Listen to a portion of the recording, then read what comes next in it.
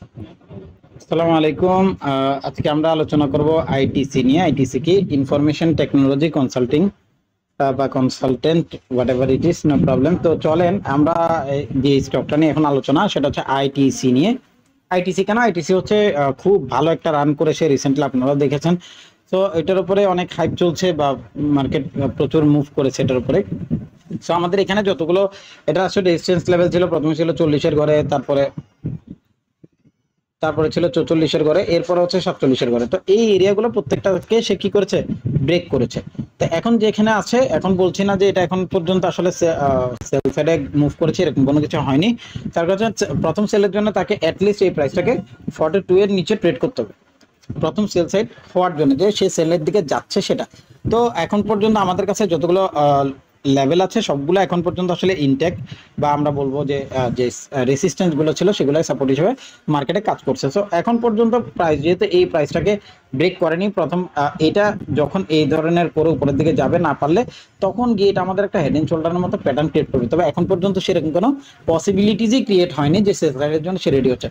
আজকের দিন পর্যন্ত যে ক্যান্ডেলটা আছে সেটা বায়াসের দিকে যাচ্ছে, এবং আগামীকালকে যদি এটা এখন যেখানে আছে 47 টাকার ডিলে, 47 টাকার উপরে বা 47 টাকা যদি আজকে ক্লোজ করে, আগামীকালকে প্রাইস আবার উপরের দিকে চলে যাবে, এমনটাই এটাকে প্রাইস প্যাটার্ন বলেন বা আমাদের যে অরিজিনাল প্যাটার্ন বলেন, এটার উপরে এখন পর্যন্ত আসলে বিলিভ করে। তো আজকের যে তারিখ সেটা হচ্ছে, আমি জানি না আজকের তারিখ কত, ভুলে গেছি, 9 তারিখ মেবি, 9 সেপ্টেম্বর।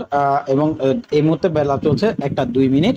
তো 1টা 2 মিনিটে আমরা যে ক্যান্ডেলটা দেখছি সেটা 47 টাকার আশেপাশে, এটা যদি বলবৎ থাকে, আগামীকালকে হয়তো পসিবিলিটিস রাখে সে আবার উপরের দিকে চলে যাবে। এটা হচ্ছে মূল কথা। আর সাপোর্ট আর রেসিস্ট্যান্সের যে ব্যাপারগুলো, সেটা হচ্ছে প্রথম সাপোর্ট রেসিস্ট্যান্সের জন্য আমাদের আসলে এটা হাইটটা এভাবে হয়েছে, হ্যাঁ, এই ধরনের করেছে। তো আমাদের কাছে সবচেয়ে মেজর সাপোর্ট হবে যদি এটা ড্রপ করে, এই এরিয়াটা আমাদের সব থেকে মেজর সাপোর্ট হিসেবে মার্কেটে কাজ করবে।